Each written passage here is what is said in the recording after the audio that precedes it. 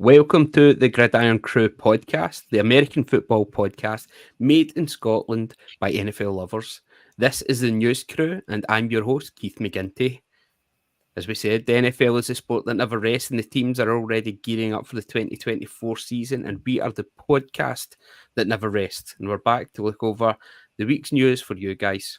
To do so, I'm joined by one of our finest crew members, as always, and a special guest, returning guest. First up, we have Cowboys Dan. Dan, how are we, bud? I'm not too bad, not too bad. I don't really want to give away who our special guest supports, but it's good to have a fellow Texas sports fan on the show. Aye. I was just going to say that, but ladies and gentlemen, we're joined by Graham Henderson, the Kilted Texan himself. Graham, welcome back onto the podcast. It's been a wee while since you've been on. Yeah, it's been a while, but no, thanks again for asking me back on. Always a pleasure to come on and speak some ball with you. Now, I need to know, is it a bit of a rivalry between the Texans and the Cowboys, or is it more like the Liverpool-Everton where they're quite pally type thing?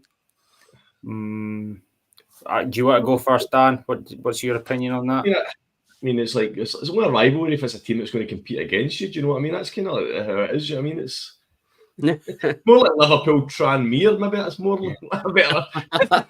Aye, we're Liverpool. I don't mean, Graham, you've obviously been over more than I have, but I don't see it as I'm obviously in the same state, and you don't want the team to win, but I don't think it's anything too major. I don't think it's like your more fierce NFL rivalries, I would say. I think what happens is because we play you guys up in Fort Worth or Arlington this year, which I will be at. Wow, I'll be at that one. But I think because they're so close that the stadiums are pretty like half and half. You know, there's such a strong contingent can travel easily because it's just a 4-hour drive up I-45 or down I-45 to either. So I'm really looking forward to it because I've done a tour of your stadium. It's an amazing stadium. I'll give you that. I just want to see it on a game day. I've never been there on a game day, so I'm really looking forward to how you host it, and I think it's going to be one of that classic games. I think we need to do a wee video diary for that one. Oh, I'll do my best. I'll stay sober for you at that one. Graham, you're undoubtedly a super fan, especially of the Texans. Another super fan who was due to join us was Fraser Campbell from the Gangrene podcast, the website. He was due to come on, but unfortunately, family emergency meant that he couldn't quite make it. But we'll hopefully get Fraser back on the podcast or on the podcast for the first time in the next couple of weeks anyway. I know he was keen to join us, and we can't wait to get him on to find out all about his experiences, being voted for the New York Jets International Fan of the Year, and travelling over for the actual draft. Have you made it over for the draft before, Graham? No, that's one I haven't made it for yet. But what an amazing accolade to get from the team.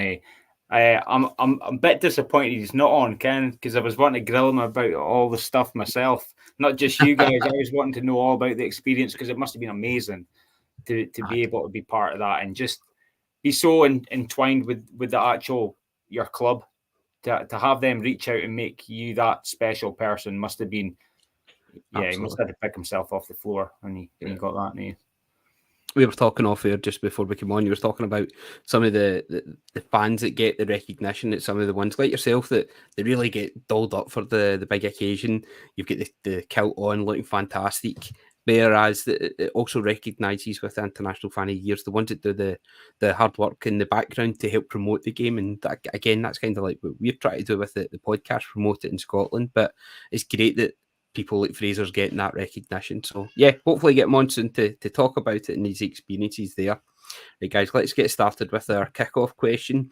Now, I don't know if you saw the Instagram post that he put up the other day, but Brandon Ayuk, currently with the San Francisco 49ers, put a wee video up. It was FaceTime one of his pals, and he was saying that they didn't want him anymore, that the Niners were happy to see him go and get rid of him.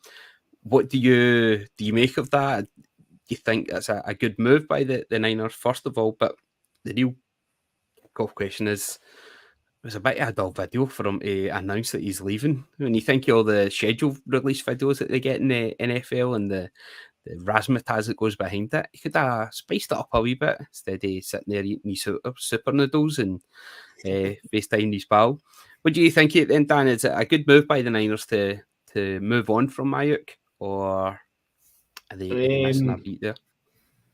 It's hard to say. I mean, obviously we've watched the Niners a lot over the last couple of years, and they do have that Ayuk and obviously Debo have done really well for them. But the 49ers they'll have to make a decision about who they start when they picked up Ricky Pearsall in the draft, so obviously I think that he's going to do really well for them.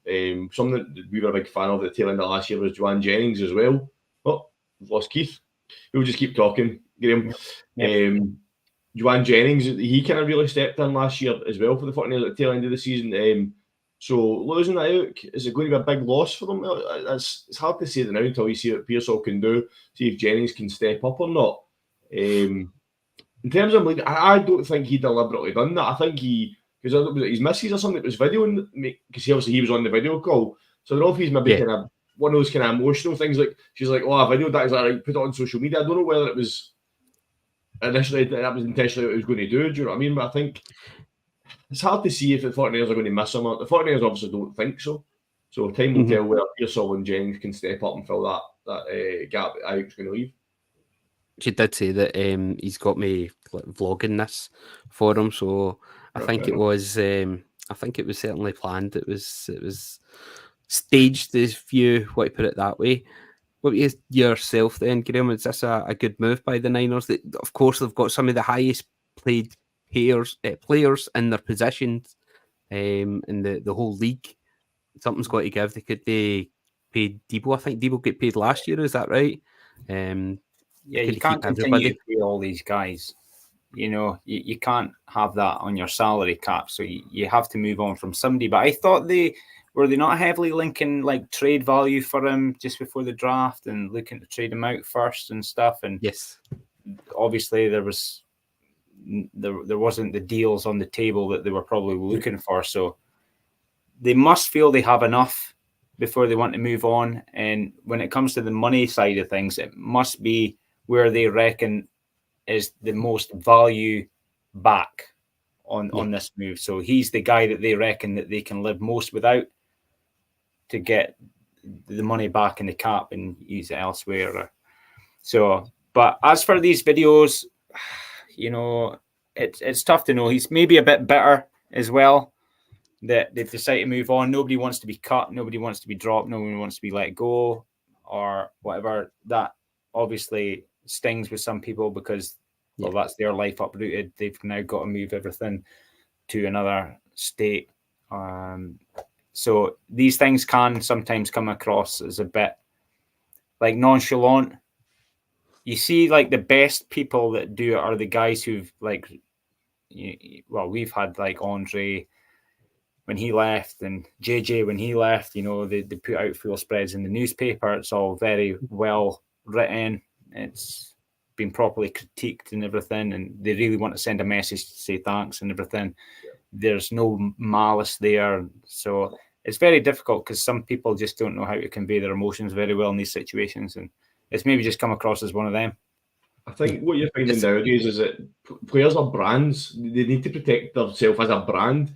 So to an extent, I'm thinking, is he put this out like this to kind of look a bit like give me sympathy type video? Do you know what I mean? It wasn't a case that it was all poor me, they don't want me back. So part of me thinks, is that maybe part of this that he's trying to show other teams that, do you know what, I'm still a good guy, they don't want me, I'm not a troublemaker.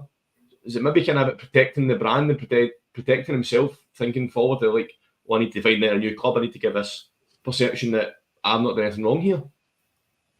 Yeah, maybe. I like the thing with the 49ers, though, they seem to have been already planning ahead. They drafted Ricky Pearsall, I think it is.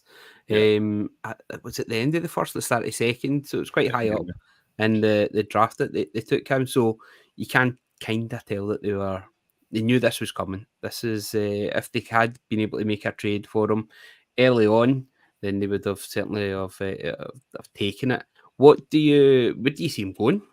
Who's Who's going to be the ones that will actually make that trade, and how high a value do you think they'll get? Is it, are we thinking could they get a first for him? Would it be a second then? What do you think, Dan? I think the 49ers, the problem here now is the 49ers have played their card and they don't want him, right? So teams know that they want rid of him. So instantly he loses value in terms of a trade. Is he good enough to demand or even a second? I don't know. When you've seen, the thing is, this is the problem with not getting traded before the draft. Teams pick up what they need in the draft or the free agency. So a lot of teams now are set for the season. There will be teams that it'll pay him a bit of money to take him on. I'm off the top of my head, I've not really looked at depth charts and who needs wide receivers and stuff like that. But people will pick him up because he's a good enough player. But this late in the off season, it's going to be tough for him. He's not really going to get much choice in terms of where he goes. He's basically just going to have to go with whoever comes in from rather. Maybe if the 49ers have been willing to trade him at a decent price before the draft, they might have had a few suitors because then teams would have filled that gap before the draft. But a lot of rosters are not set because obviously you still got training camp and stuff like that. But for key positions, he's probably getting into the NFL, probably a number 2 receiver for most teams. A lot of teams have already got the number 2 receiver, and some teams have even got the number 3 receiver that's set. So it's going to be hard for him to pick up a team. I think now he might have to wait till nearer the season and teams start getting a bit desperate if they pick up injuries in training camp or anything like that. Or even at the start of the season, if somebody goes down, they might be looking to get him in. But yeah, these trade values plummeted. The fact that the 49ers have made it clear that they don't want him anymore. Yeah, I'm thinking the 49ers, of course, made that trade with the Carolina Panthers to get Christian McCaffrey.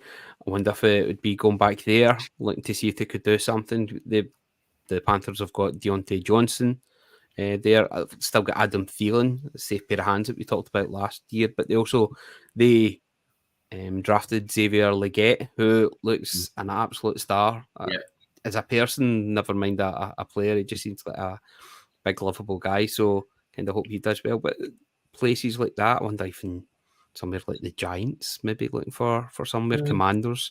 You think the places that have got that are in that bit of transition, they're maybe looking for that wee spark, somebody that can really make a good connection with their new QBs. Can you think of anywhere yourself, Graham, that you could see a good landing spot for him? I don't know why, but like somewhere like the Steelers just come into my head for some reason. When we're talking about it, that's the kind of team that can make use of most people. They just seem to be able to make use. Obviously, like the way the Patriots used to be run, you would have thought that could be a good landing spot. But how that's going to go forward with how they're looking now, totally different regime. So, yeah, I don't know why, but the Steelers just come into my head, and they're probably set as well. And you're right, it's going to come down to who gets injured just before they go into the season. So he's probably going to be sweating it for a little bit, wondering where he's going to end up. But you were right as well, Keith. Sometimes teams just have to take a chance on a guy to see if it sparks something in an offense. You know, they don't know if it was their missing piece that they needed, but they take a chance on it. We've seen that happen a few times. You know, you go for a guy and you try and make him work. Like Tampa did it with Antonio Brown. You know, they brought him in and it turned into a bomb scare. But they've got to try these things. Entertaining. Yeah, I'm sure the whole backroom staff and that were less than amused by it. But you have to pull these guys in. I'm not saying that I expect anything like that, but you have to pull these guys in and see how the chemistry is going to work and stuff. So he could end up going somewhere we totally didn't expect it, and he takes a guy's spot that was set. I think part of the problem he's also got is he's not a free agent, so he can't go and visit teams. He can't just go around and go to training camps, maybe see how the coaches like him. He's a 49ers player. Yeah. Do you know what I mean? So that makes it more difficult as well. Would it have been like things like off-season, you know, like throw-arounds with some guys, you know, how some of the players like to get together off their own back and do some workouts. We barbecue out the back, toss the ball. You know, we a little bit, how's your father, Cam? How you getting on? And then next thing you know, their whole social media banners have changed to the team. Sorry to interrupt. I just realised, do you know who he was FaceTiming? Well, No, I missed that. I just read it there. Jaden Daniels. All right. They were both at Arizona State. So there's your landing spot. You've heard it here first. Brandon Ayuk is going to the Washington Commanders. There you go. You heard it here first. And that's it. That's exactly how it happens. Yeah, that is it. That is like, well, that's it. Jaden Daniels goes to Dan Quinn and says, look, Ayuk's want a team. We know what he's like. Blah blah blah. Bring him in. I can play with him. I played with him at college. That's a perfect match. That's what's happening. Let's just put it in stone right now. Brandon Ayuk. Can see it. Just now they've got Terry McLaurin, Jahan Dotson, and they've drafted Luke McCaffrey. Luke McCaffrey's probably going to be maybe a year or two before he actually really makes that transition to wide receiver, having through his college years been a quarterback. So it was only recently that he'd actually changed to being a wide receiver. Yeah. Personally, I've drafted them in a couple of fantasy leagues in the hope that the pedigree from the family is going to shine through and it'll make a decent wide receiver. But I can see that happening. You'd mentioned the Steelers there. They've got let's just see the depth chart there for the Steelers. It was George Pickens was there. Who have we got? Van Jefferson and Roman Wilson for the Steelers. So not really massive amounts of targets here for Russell Wilson and possibly Justin Fields. You never know. But could probably do with a friendly face like Ayuk. You could see him really bolstering that team up there. Good shouts. Right, we will move on into the news for the week. You mentioned there, Dan, that the Commanders might be a landing spot for him. Somebody at the Commanders this season, it was mentioned the reason why he left the LA Chargers was Austin Eckler. He said that they wanted a guy that can hand the ball off to 300 times a year. Is that not what running backs are meant to do? Is that not in his job description there? What do you think is going to be different if he's going to be doing with the Commanders then? I think I made the exact same joke as you did. He's a running back, he runs the ball right. But I looked at his stats. His most touches he's had in a season in his career is 206. That was 2 years ago, arguably one of his best seasons. So I think the point he was making is he is not a 3-down running back. He's someone that will get out the backfield, do catch passes as well. Harbaugh clearly wants to go to a run-first game, despite him Justin Herbert. But anyway, that's another debate for another day. So he's obviously thought, well, I'm not a 300 rushing player. That's not me. I want to catch passes as well. So I think, much as made that joke, a running back is it to run the ball, but running 300 times a season, that's not the running back Austin Eckler is. So I can see his point in that kind of front. They've got Brian Robinson Jr. there with the Commanders there to kind of share the load with them a wee bit. What do you make of that one then, Graham? You think it's a good pickup by the Commanders? They gave him the chance last year to shop himself around, but there was no suitors for him. I think he was injured a fair bit, but he had a good end to the season. I think it could be a decent pickup by the Commanders for him. He stays healthy. You like Dan said there, was it 2 seasons ago he had one of his best seasons ever. And he gives you that extra dimension of being able to come out the backfield and receive passes as well. But is it because he's getting on a bit now that he definitely doesn't want to be that 3-down back?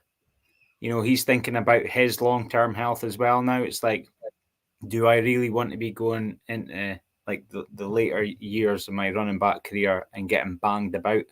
Some of these guys are really thinking about their long-term health as well. Yeah. And why would I be that back when I've got these extra skills and talent to receive it out of the backfield?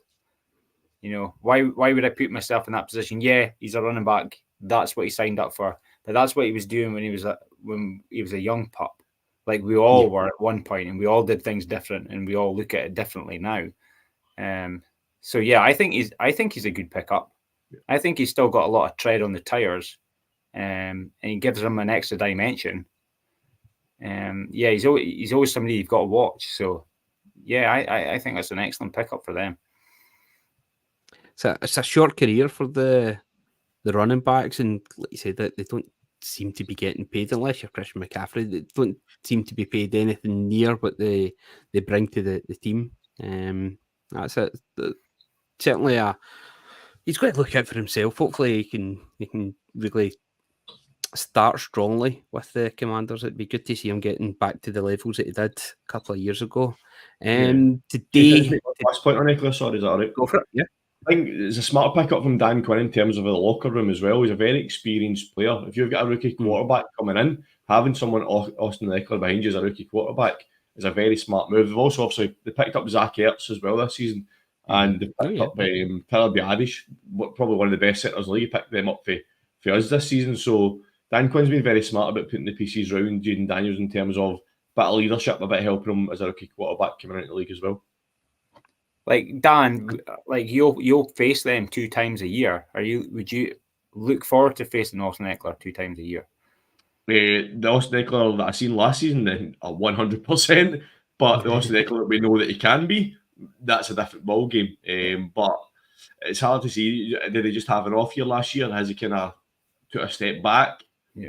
I think Austin Eckler was probably one of the biggest fantasy busts last season. I think he probably ruined a lot of people's fantasy season last year.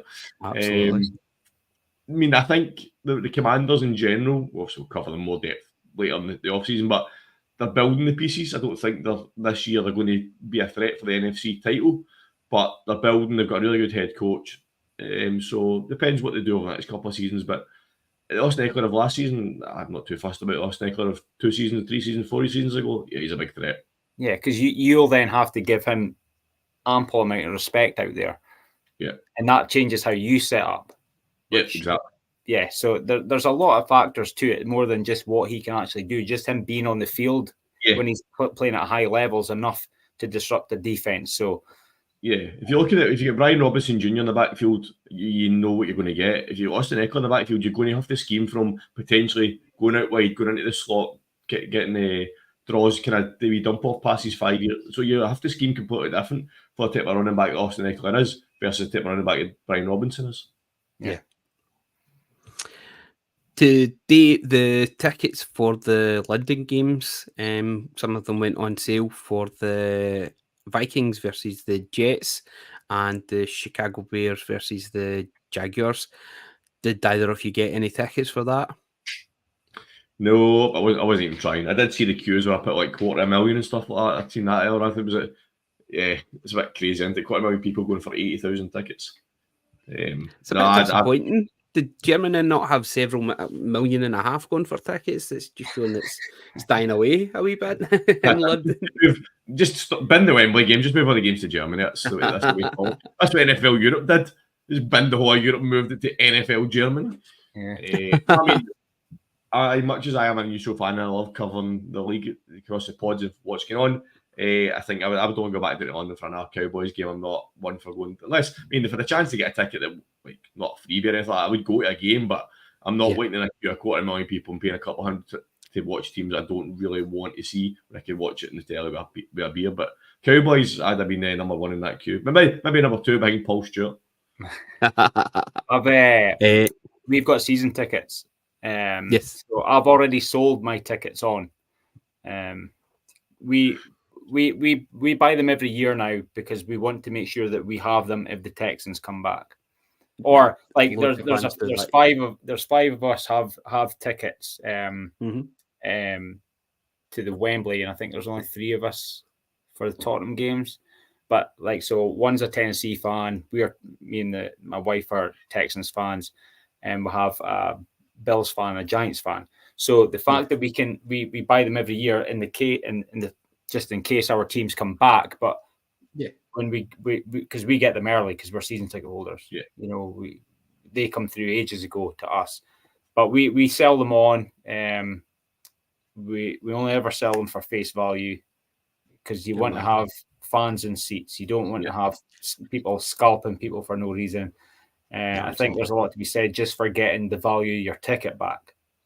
Yeah. You know, that's all. Just get some real fans in there. Yeah. Can I just say, can I get, if the Cowboys ever come back, I'm first dibs on your tickets, by the way. Just get in there before anybody else does. I can see Keith ready to pounce to say the Seahawks, but I'm just getting in there first. yeah, genuinely, that's what we do. Luckily, at the Wembley games, the whole row that we sat beside, we've sat beside that same people for years. Brilliant. Magic. Years. We know them pretty well, so they usually get in touch with us when they know the Texans if they can't make it. Like our pals want to come, so we're really lucky in that. I'm really lucky. This is going to be my first time heading down to London for a game. So one of our good friends, Scud, has had the same idea as you. He's had the season ticket for umpteen years now, and whenever the tickets become available, he snaps them up and then passes them on to people that he knows that are fans of it. So he's actually coming down this year. There's the four of us are heading down. One of the other guys for the podcast, Patrick, is a Jets fan, and we've got Craig, that's a Vikings fan as well. So it's going to be terrific. I'm just hoping both teams get beat whenever I get there. So I'm just looking forward to the spectacle of it all. It's I'm fortunate enough. I've been to, for our FIPA, I've been to some incredible stadiums all around Europe. I've done season ticket holder at Celtic Park myself, so I've seen some incredible games and incredible teams. To see a different sport, I was too wee to really take in and remember everything that happened at the Claymores game that I went to see in Murrayfield against the Frankfurt Galaxy when I was maybe like 9 or 10 or something like that. I'm really looking forward to this. It's going to be absolutely spectacular, and I've got work on the Monday, which is not going to be fun at all. But listen, it's the experience that we'll force through. So London games.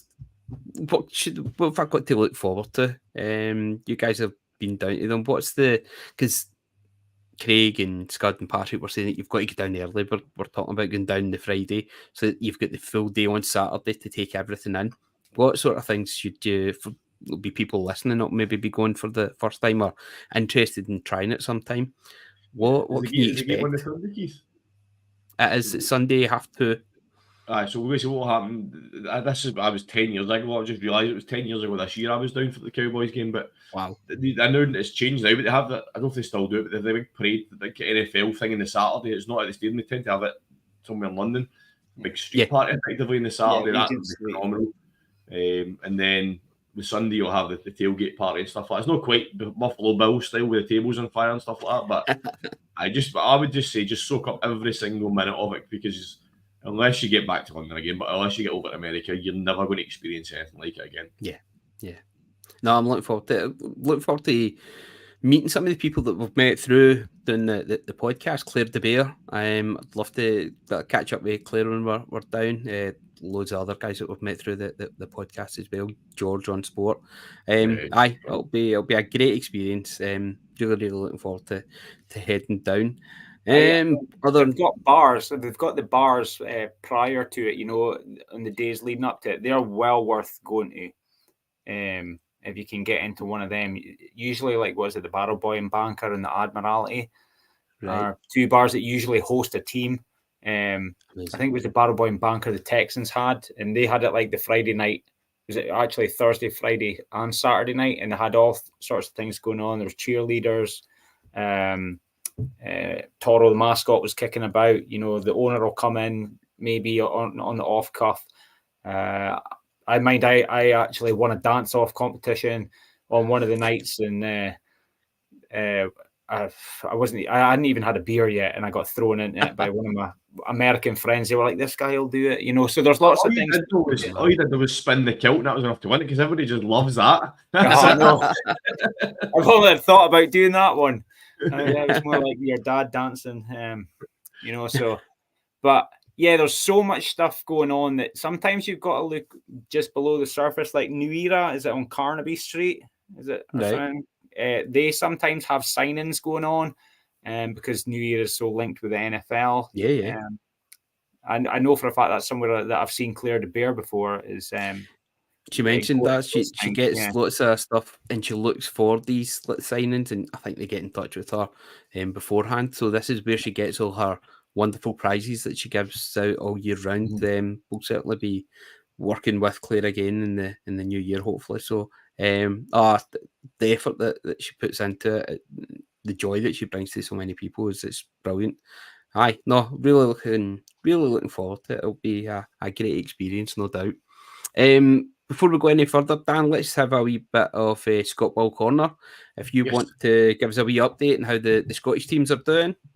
Yeah, as I said, we've now patented it as Scott Ball rather than Brit Ball. It's now Scott Ball. We're going to just cover the Scottish team. So, fixtures this weekend. So, obviously, I was at the East Kilbride game the other week. East Kilbride against Edinburgh. It was really good again. Just get out to watch some games. I mean, it's unfortunately the Pirates quarterback Neil Baptiste was injured, so both teams ran the ball a lot. So I finished 13-3. Wasn't the most exciting game, but good just to watch some games. Do you know what I mean, the off season? So this weekend we've got Edinburgh Wolves. So Edinburgh Wolves are currently 2-3.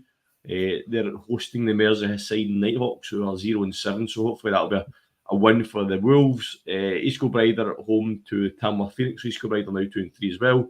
Tamworth are 3-3, so that's a good matchup. With Neil Baptiste back, the Pirates should have a good chance there. And so those games are in the Premiership North. In the NFC, so this is the thing I love about Brit Ball. NFC Scotland, we've got our own division in Brit Ball. The NFC Scotland League is the Highland Stags, who are 1-4 versus the 2-2 Glasgow Tigers. So the records of the Scottish team so far this season is not the best, but still a lot of ball to play. So so you've got Edinburgh at home this weekend and East Kilbride at home this weekend. So if you're at the Highland Stags, I think they play up in Inverness. I can't remember. Yep. So if you're out and about or you've nothing to do this weekend, get along and support one of the teams and get some action underway for the start of the season. Magic, thanks very much, mate. Try and find out a wee bit more about how the Caledonia Chaos are doing in their first season as well. Hopefully get out one of the members on to come onto the podcast. If you guys have get any experience of the Scott Ball, you'd like to promote your team, want to get in touch with the podcast, you're more than welcome to come on. We'd love to hear a bit about it, get more people coming along to them. As Dan says, we're going to try and get along to some of the games ourselves and show our support for the game in Scotland. So get along if you can and make sure you let us know how everything goes. Same if you're going down to the London games, let us know how what some of your experiences have been in the past. But also if you're heading down, we look forward to hopefully meeting up with you and getting a wee pint with some people there as well. As I said, the crew's getting bigger and better this year, and one of our members, Stu, that lives over in Canada, grew up in Kilmarnock for his sins, poor soul, headed back over to his homeland of Canada. Stu's actually going to the IFAF Under-20s World Championships this week, and we've managed to get accreditation for it. So have a look out on our socials, so on Twitter, on X, and on our TikTok. Stu will be posting loads of videos of it, getting some interviews with the players and coaches there. They've been really receptive to it, and we're really looking forward to covering it. Stu's a big fan of this. He loves the CFL, but he loves the kind of younger players coming through as well, and he's already got some great knowledge of some of the players that are looking to be getting drafted. So you mentioned there's a strong squad for the USA for this one, so really looking forward to it. He's got Notre Dame, Davian Dixon, and there's 3-star athlete Bryce Williams as well are some of the names to look out for. So keep an eye on the socials for the crew over the weekend, and we'll give you wee updates for that. I think it's amazing to see. I'm really enjoying watching the flag football that we've got, following it through the Instagram pages that they've got, and the Great Britain team, where there's a good strong representation from some of the Scottish players. There's young Abby that plays for the Pirates, or the Caledonia Chaos now.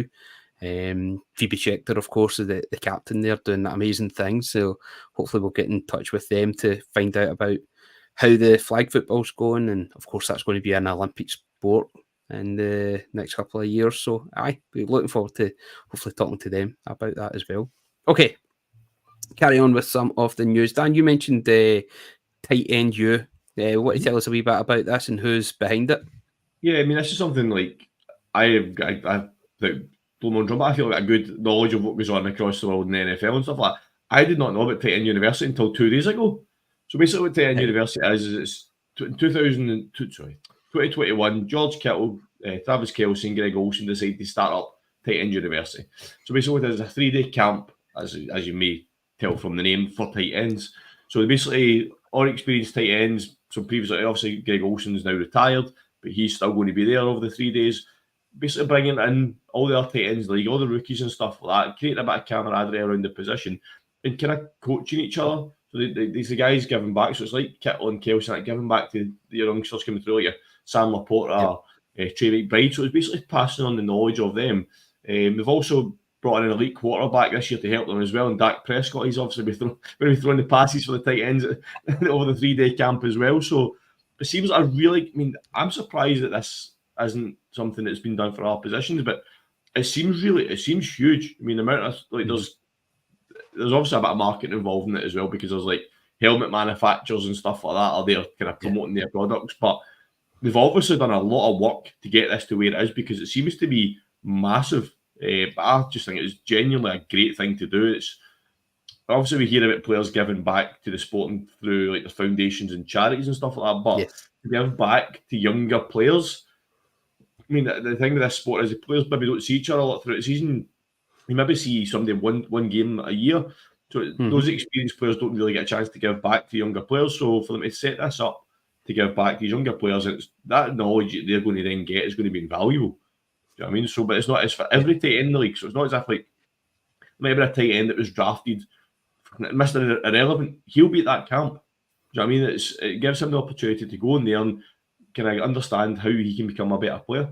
I just think it's a phenomenal idea that, I mean, it might be promoted massively in the US, just something I wasn't aware of that I wish it had been, because it's a fantastic idea. I personally think it's just a way of them covering up their dodgy search history, looking up tight end stuff and try to hide that. I'm sure might have seen something last summer, something to do with Travis Kelce, and there was one of the new tight ends that just been drafted last year. So I can't remember if it was one of the guys at the Packers or maybe even your Ferguson. Was it with the Cowboys that was just talking about how much he respects Travis Kelce, and Kelce was brilliant with him. I think he gave him one of these wee wristbands back to him, and just it made his day. But like you say, it's brilliant to see, because the sport is so competitive. You rarely hear about players like helping one another, bringing one another on. I think some of the people that I have heard, though, this maybe is a change, was I'm sure it was Sauce Gardner and maybe Devin Witherspoon, it might have been. Can't remember. They were talking about how they don't want just themselves to achieve. They want to like bring everybody up, which raises their levels as well. So it's maybe a change in mentality that's happening there. One of the other things that I saw this week that I thought was pretty cool was Tyreek Hill. It must have been his the foundation that he's put on or something like that. A kids wide receiver class where he actually get absolutely smoked by a wee 12, 13-year-old and get sent on his bum, and the wee man get in and they were giving it to him tight afterwards, and it looked fun. Memories for those kids is just absolutely brilliant to see. Have you been involved with playing ball in the backyard with all his wains? Is that not what that was? Could well be. Graham, what about yourself? What's some of the things that you've seen you like about how the game actually they look after one another in American football? Well, it kind of goes back to what we were saying earlier with Ayuk and how, or what I mentioned about how a lot of players meet up in the off season from different teams, but they all understand that. Like I'll agree with you here, Keith. It's all about elevation of the game. Mm-hmm. If you can elevate everyone around you, then that can put you on to the next level. Yeah. So I think I love seeing the stories from the off season where like there's guys who would never even play each other, but they might have had a college link at some point, and they're like, well, we've both made it, so let's keep the train rolling here, and let's just keep playing, and let's do the fun stuff, which leads to sharpening up the skills that lead to better professionalism and stuff. And the tight end, like you, that just epitomizes that totally, doesn't it? You know, like all these guys just going out, and I bet they're having a ball with folk like Kittle and Kelsey there. You know, it's not going to be totally serious all the time. It'll put a lot of guys at ease. You know, the transition, we always talk about how college players, they're in such a microscope anyway that some of them don't struggle to move up to the next level, but some of them do because there's this new added pressure, and it'll help them with all of that. You know, the stuff that they might even learn that's off field might be completely invaluable to them. So I always love seeing these stories about and seeing guys that you would never see lacing up together, going out and just having some fun in the off season, because these guys love playing the sport. Yeah, especially with the game of American football, just the pressure it's under. And we always talk about just now is about the mental aspect of it and how people can struggle with it and struggle in silence. There was the young golfer who took his own life just the other day. What these guys go through and being able to rely on each other and get that wee meet up and have somebody's number that when things are maybe not going so well for them at their team, maybe injuries has been an issue, somebody that they can chat to through that. I think it's a wonderful thing. Dan? And for likes of Greg Olsen, like for these professionals, when they stop playing the game, you know, like this allows some of these guys to wean themselves out of the game. Yeah. You know, instead of just being that clean cut, they still feel like they're part of the bigger game. Because imagine going from being cheered on by 70,000 people 1 week to nothing. You know, like that. That's something I worry about Jason Kelsey. Just how he's going to cope with that lack of adulation. But something tells you that wherever he goes, he's going to get that love. He's going to be in his podcast thing. I think that'll keep him ticking over. I think. Hopefully. A point I was going to make, going back to what you were saying about players, I think NFL is obviously full of egos. It's just the way the sport is. A lot of sports, but in NFL, I think like if you're coming out of college as a young player, I mean, there's some players that will have connections within the league already, but if you say you're a tight end, coming out of the league, you played maybe not the top colleges, but so you don't really have those connections within the league yet. For you to develop, you're going to have to pick up the phone or phone somebody like a Travis Kelce and say, "Can I come and spend time with you?" That'd be really, really difficult for someone to do. This just gives them the opportunity to do that without the pressure of thinking, I can't ask Travis Kelce for help because I don't know him. This just takes away. You see, I think you said, I think this is a shift in mentality because you have started seeing young rookies spending time with more experienced players. Like you've seen the other day, Tom Brady was kicking about with Drake May. Do you know what I mean? That's obviously the same team, but that's the sort of thing you need to see is these vets giving back to the younger generation without the younger players being worried about having to ask for help because, again, does it look like a sign of weakness because you're asking for help? That's, do you know what I mean? That's sometimes what happens, but if you want to develop, and there's a lot of players that will do it, they understand that I need to make that step. I need to go and ask that question because at the end of the day, it's only going to make me better. And you'd like to think majority of the players across the league would not say no to a younger player asking for help as well. You're probably going to get ones that it will, but I think majority of the ones that we just spoke about, like somebody's to phone them up or get in contact with them and say, look, can I come and spend a day with you in the off season? Can I get some advice? I think majority of them would say yeah, because they were probably in that position at one point. These experiences, like your Kittle and your Kelsey and stuff, like when they came into the league, the mentality wasn't like this, so they probably didn't get that help at the start. So they might be thinking, well, I didn't get that, so I want to give that back to younger players now. So I think definitely you mentioned it's definitely a shift in mentality probably from that win at all costs, but let's help each other at the same time. Last week we were on the podcast, I think it was just as we wrapped up, the news broke that Trevor Lawrence had signed his $275 million extension with the Jacksonville Jaguars.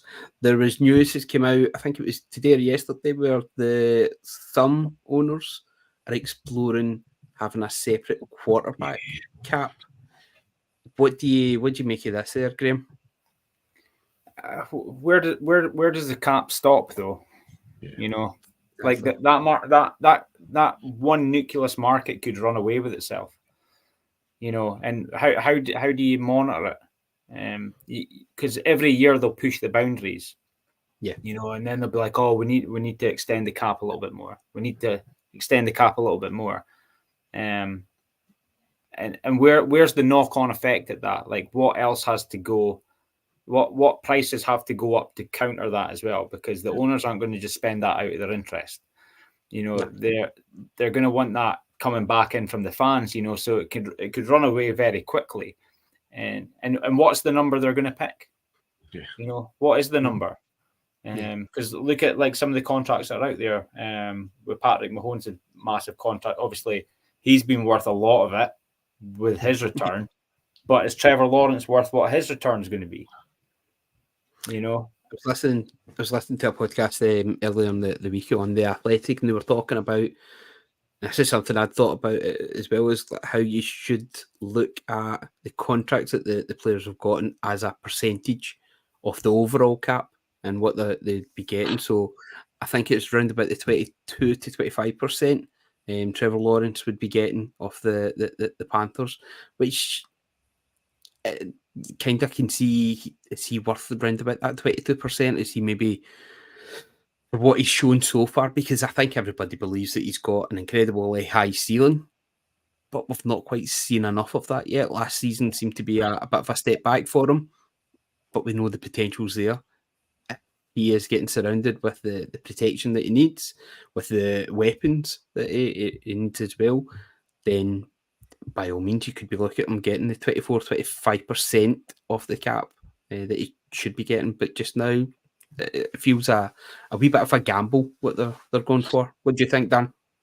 Yeah, I think Trevor Lawrence is a good quarterback. I think the problem we've had is he was 100% hyped to the max. Yeah, I mean, he was good in college. He was the best of his class, but the hype he got, we've spoken about it before. It's happened with Caleb Williams. I think the difference is Caleb Williams could probably back up.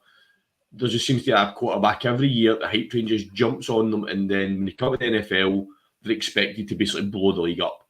Trevor Lawrence, I don't think is good enough to do that. I mean, he's a good player. He's in a good team. Could he go and be a starting quarterback for a team that could reach the Super Bowl? I don't think so. It's like you said, percentage. I think the quarterback cap's just a ridiculous idea. It's never going to happen. If they wanted to do something about controlling the cap of the quarterback, the only thing you do is say you can only pay a quarterback X amount or X percent of your salary cap. To kind of, if they wanted to bring the contracts back under, but then you need the teams to agree on that. That's a problem. Yeah. The teams agree on it to the extent. So a case of you can spend, like you say, 25% maximum of your salary cap on your quarterback. But then you've got quarterbacks coming and going, well, man, not worth a quarter of your salary cap then. Do you know what I mean? So you end up, I think, on the flip side, you might end up with quarterbacks getting overpaid because, well, you can pay me 25% of the salary cap. Why are you not paying me that? Yeah. I mean, I think it's one of those stories. Let's say off season, let's throw a random story out there and see what people think of it. I think we can file that under. It's a ridiculous transfer rumor in the football world.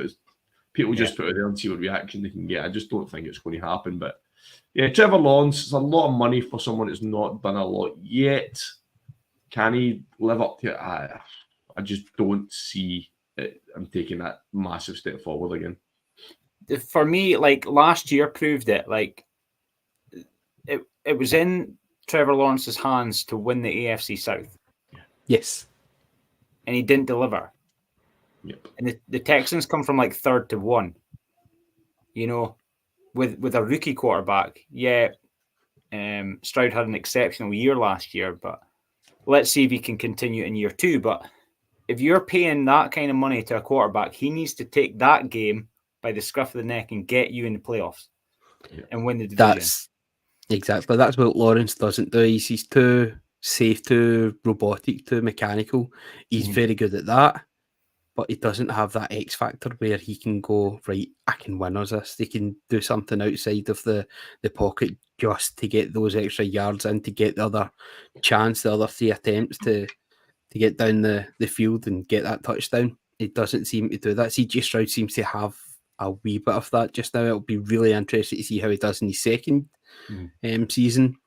Even Bryce Young, how he actually, when you saw some of the throws he was making that weren't completed, not all of that was on him. A lot of that was on his wide receivers, his tight ends as well, because he was putting them in the right places. They just weren't dominating and getting there. So I'll be interested to see how his second season goes. What Trevor Lawrence should do is go and get a massive. He should just go and get a haircut. Do you know what I mean? Just rebrand himself and get a haircut. Right. Shave those sideburns, happy. Grow a tash, and do like Minshew Mania. You know. I mean, I think I don't know. I mean, Lawrence, he just doesn't strike me as a leader. You should come in looking like Ted Lasso next season, and then just go and shave all your hair off. Come in, do the Scott Brown. Come in, get a bit aggressive. Grab your team by the scruff of the neck. I just don't see him as a leader. He just doesn't give you that impression or that kind of. He's got that kind of. He'll have the respect of his dressing room. That's not what I'm saying, but he just doesn't look or feel or sound like a leader at all. Yeah, he reminds me of Sunshine from Remember the Titans. It's good shout. I don't know. I was thinking more like it. It's long and straight. It's a bit Conan the Barbarian, so you can kind of see a warrior in there, but he's needing to up his game. One team who did have an MVP quarterback last season was the Baltimore Ravens with Lamar Jackson. Ravens brought out new purple helmets. Were announced this week. What do you make of the design, and should more teams be doing this? Texans, of course, have got new unis and helmets this season. Graham, what do you make of the Ravens one? I gave it a quick look earlier on. I don't mind it. I think it looks quite snazzy, quite cool. Just a little bit of a freshen up on the dark dull. It's all about branding, isn't it? Being able to sell something with a different brand on it that's still your team. They obviously thought they needed to do something to spice it up. I don't know how long it's been since they've had like a logo change as such, because teams go through the cycle. Like that's us. Just changed our uniforms this year, and we've got 4 new uniforms out. And that's since 2002, so 22 years since we've done anything. We've got a new logo as well. I don't know if you have seen it. The blue H for H-Town. So like the buzz around Houston when we were away to release that new unis and the new logo and everything. Everyone was absolutely. It was like fever pitch. Everyone's slavering. Couldn't wait to see what it was going to be. They had a massive release party. It was huge. So I can understand the hype about getting a new logo. It's going to look fresh on the field. The players are going to be buzzed to wear it. You're the guy who's wearing the new stuff around the league. It gives you an extra bit of swagger on the field. Like I just got my new jerseys arrived this week. NFL Europe is the slowest supplier of merch you've ever seen in your life. Ordered them when they come out, and they only arrived like the last week there. There was an error with one. They're useless. But it's all sorted now. But even me getting that, like this stuff on the back wall here, that's all I've known them to ever wear the whole time I've supported them. And now it's all new. Like everyone in Houston's got this new logo on. I've got the new logo on the back of my truck.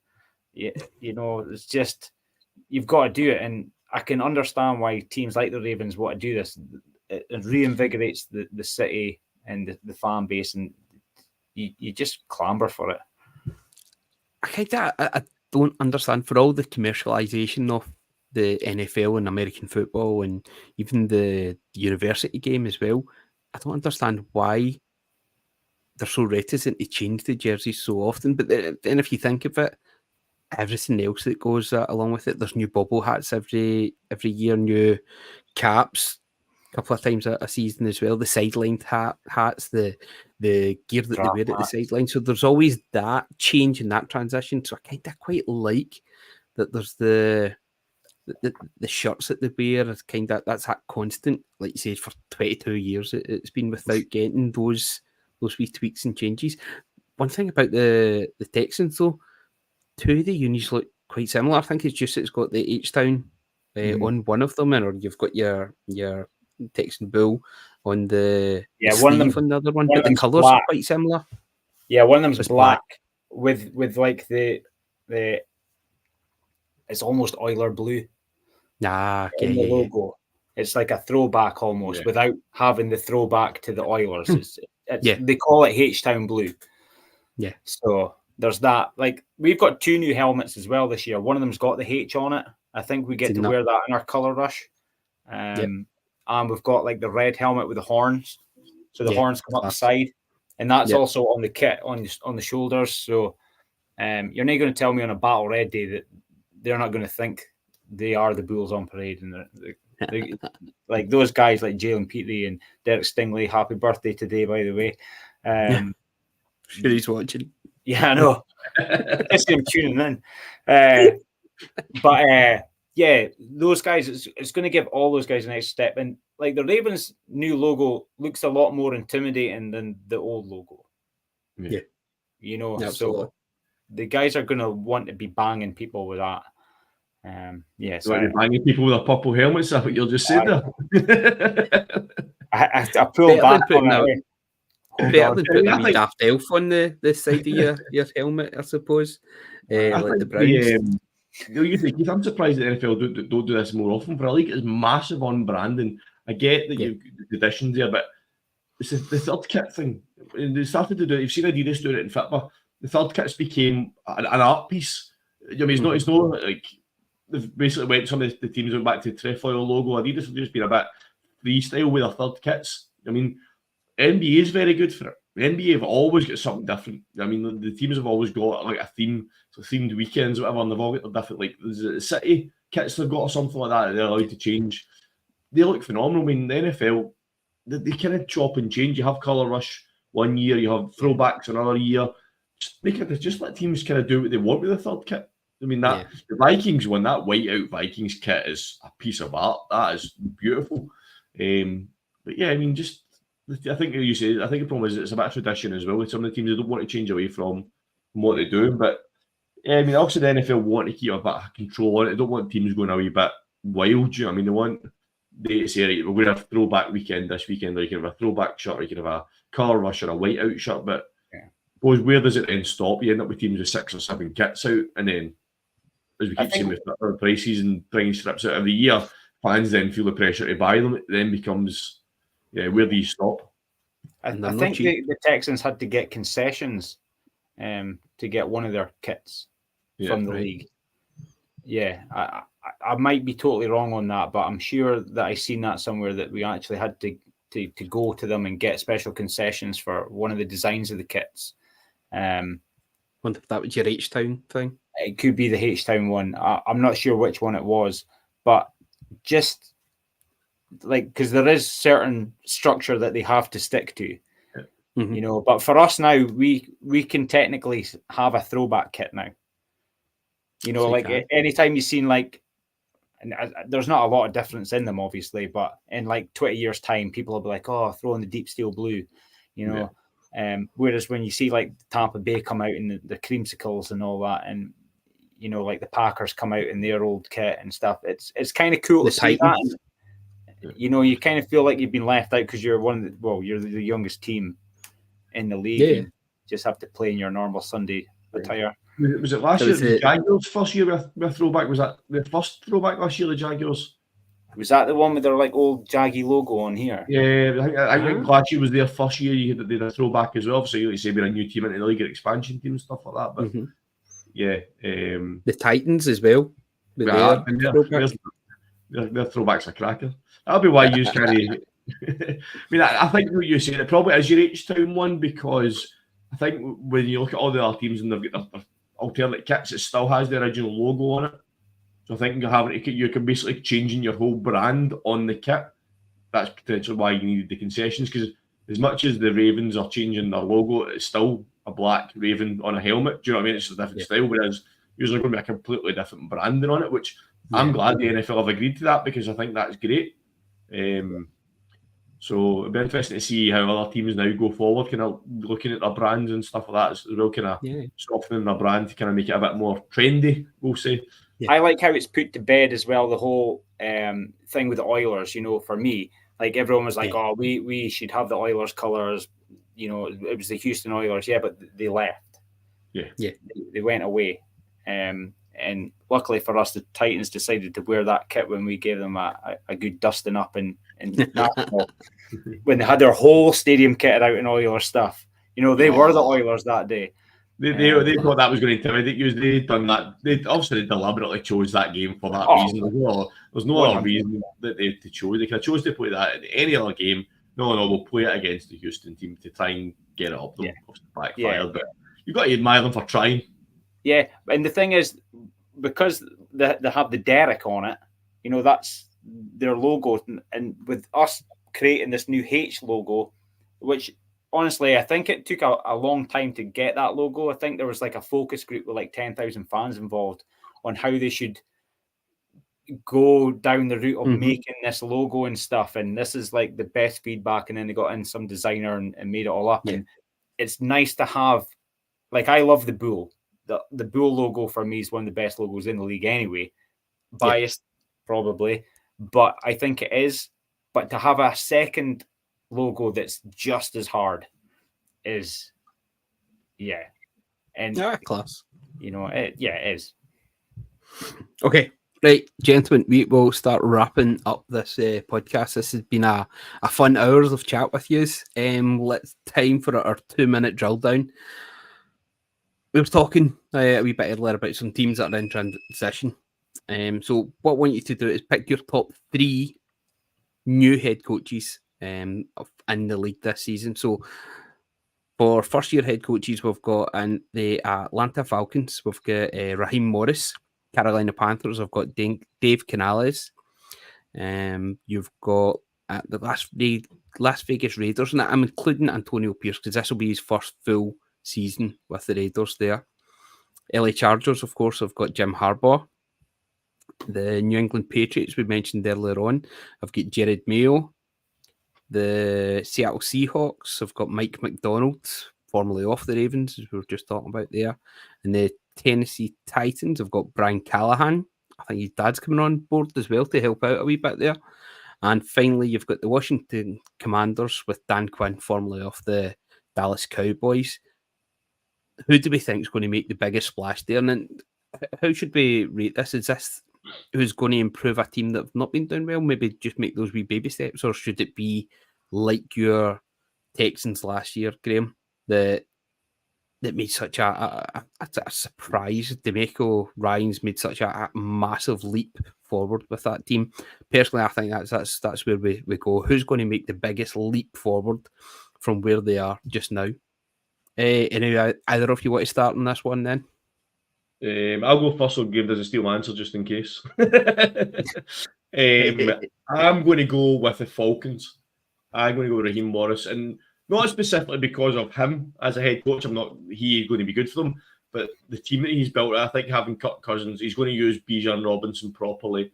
I think we're going to see the best of Kyle Pitts, a good quarterback. I think the team is already there.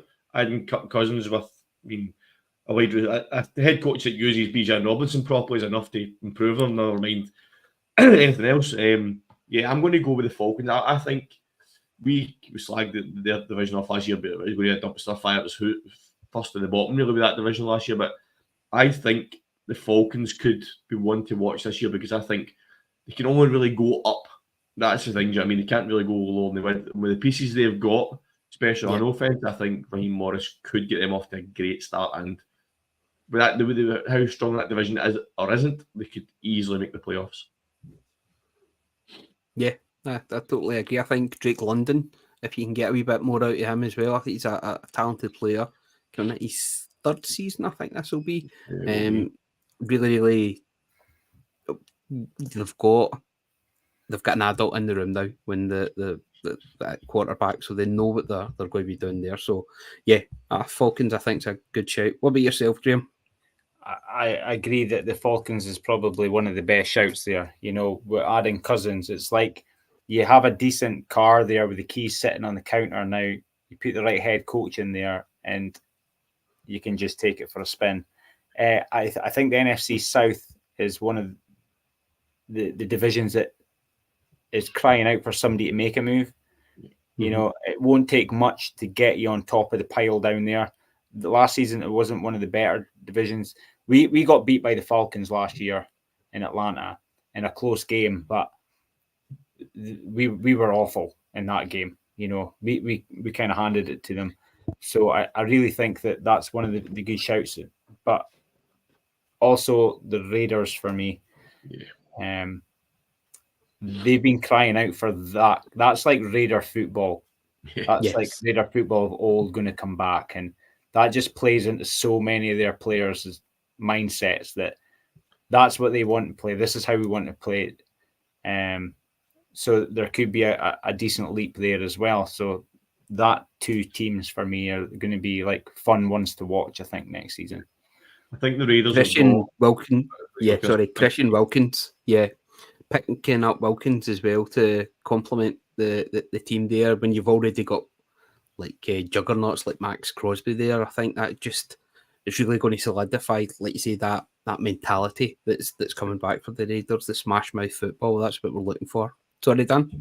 What I was going to say is I think the Raiders have found, and we obviously big massive fans of Dan Campbell in the podcast. I think the Raiders have found their Dan Campbell. They have a coach that the players want to play for, a coach that they would run through a brick wall for. It's not very often that obviously the Raiders were linked with so many head coaches in the off-season. I'm glad they decided to go with Pierce. You've seen Max Crosby, he was all over social media saying, put him as a head coach. If your star player is telling you to put him as a head coach, you really need to listen. And I'm glad the Raiders did. Mr. Davis is not well known for his smart decision making, but he definitely has made one by putting Pierce in there because the players absolutely love him. I like Pierce. I think that what he did towards the end of the season, especially on defence, was pretty special with the team. But I think listening and letting Max Crosby decide who your new head coach is going to be is a big, massive mistake. I think you're looking for someone that's going to, if Pierce is going to be there and he's going to be the leader and they can get everybody riled up so that they're going to play that wee extra 10% if they have to. I think you need to be surrounding him with really, really good offensive coordinators, defensive coordinator, people that are really going to be able to elevate the players around there. Bearing in mind, though, that they've got, is it Gardner Minshew and Aidan O'Connell as quarterback? I still think it's going to be hard there, but any success they have is going to be built on a strong defence this season. Speaking of a strong defence and a team that I'm hoping is going to do wonderful things this season, I think Mike McDonald going to the Seahawks could be a wee stroke of genius from us. The Ravens were the team that really gave the 49ers a bloody nose last season, past couple of years with the defense.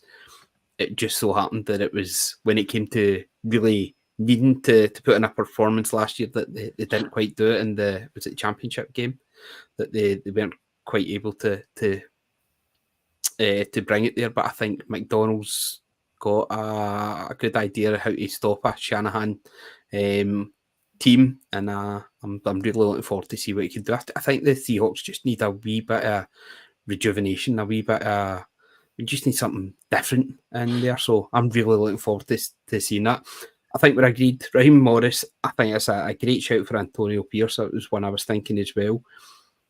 Mike McDonald, I'm not sure how big a leap you're going to do with the Seahawks, but I'm still, I think Brian Callahan could do a good job there with the Tennessee Titans. Just to go back to the Seahawks, Will Levis, I think Will Levis is there is something there, and with the targets he's got, and I think they could do something decent there with the Titans. Yes, Dan. So just to come back to your Seahawks for a second, Keith, but you mentioned there about having coaches staff round about you, the Raiders with Pierce and stuff like that. He's got Marvin Lewis round him. One thing that McDonald doesn't have as maybe a high profile head coach, but one person he has added who I think is huge pickup is Aidan Durden. Bringing him in as your defensive coordinator is absolutely massive. He he's going to be an NFL head coach one day. I'm gutted that we lost him, but for him to go to a defensive coordinator position, there's no way we were going to elevate him to that position.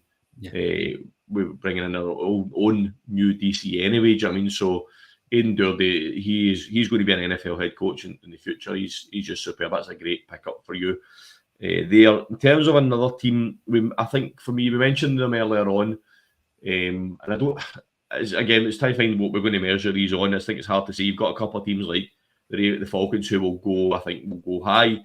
Where you measure success, as another one we mentioned earlier on was Dan Quinn at the Commanders.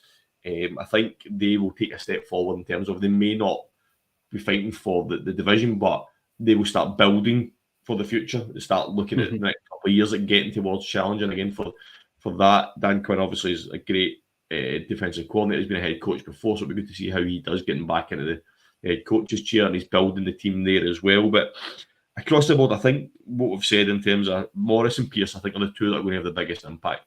The other ones, I think, you're going to have to just wait and see. I think one who I don't think will step forward massively this year, and might be a wee bit controversial, but I have said this before, is Jim Harbaugh. I think he is buying himself time at the Chargers. He's wiped the floor. He's got other players. Keenan Allen's away. We mentioned Eckler earlier on. I think he's been very clever because the expectations on him coming in, if he'd retained those players, would have been huge. The fans and everything, like, well, we've got the team. You need to get us there. He's been very smart. He's decided, no, do you know what? I'm going to rebuild from the beginning, keep my quarterback, and I'm just going to build it. And I think that's very clever by Harbaugh. I don't think the Chargers will take a massive step forward this year for that reason. And I don't think, I think they obviously trust John Harbaugh and what they want to do, and the owners are obviously behind that. It's just where the fans have that patience.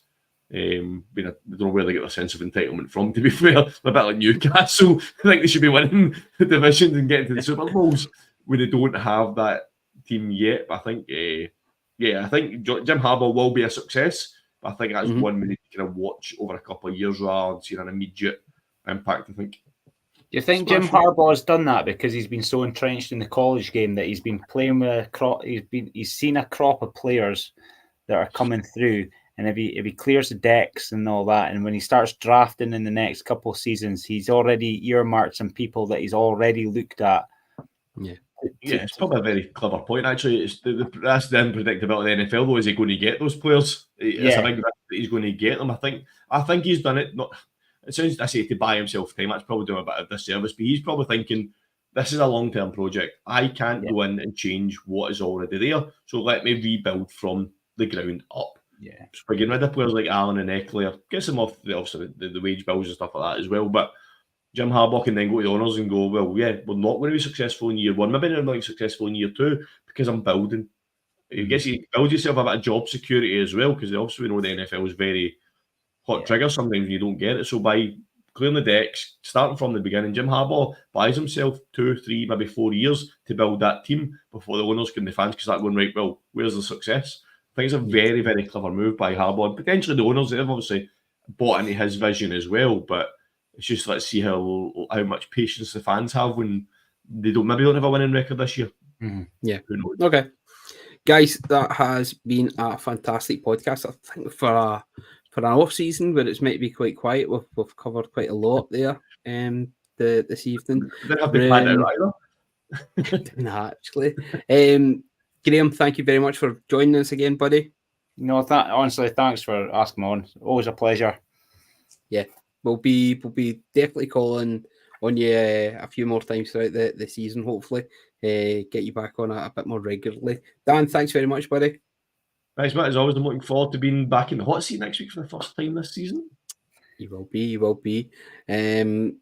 So we have a busy week ahead. Keep a wee eye on our socials for Stu, who's covering the IFAF under 20s World Championships. It's getting held in Edmonton, I'm pretty sure. So look out for that. It'll be really interesting to see. Get noting some of your future fantasy football picks. This could maybe be some late round names that you're picking up in the future. We will be back, as Dan said, next Thursday, I think it will be. We will be back with some more news. We'll have another guest on. We'll get a few of the more regular crew members back on the pod as well. So from Graham, from Dan and myself, Keith McGinty, thank you very much for listening. And remember, the crew will see you through.